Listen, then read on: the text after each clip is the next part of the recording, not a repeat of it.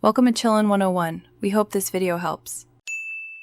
You'll begin with two essentials: admin access in Google Workspace and control of the Wix domain. Once ready, sign into Google Admin and Wix in separate tabs so you can copy values quickly.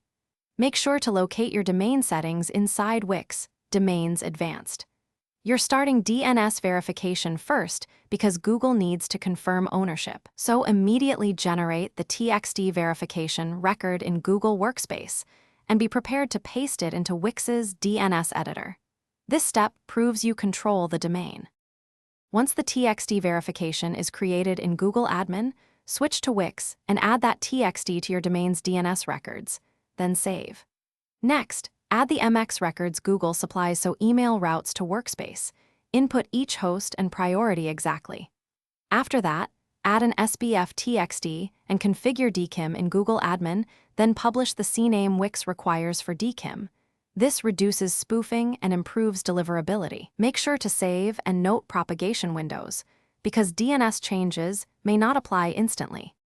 You finish by verifying the domain in Google Admin after the DNS records propagate. Click Verify and enable Gmail and other Workspace services. Once active, send test messages and inspect headers to confirm DKIM and SBF are applied.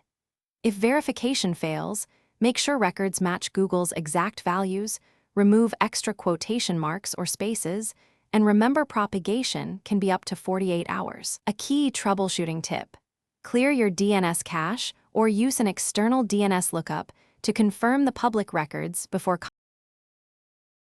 Thanks for watching. Consider subscribing if we helped you.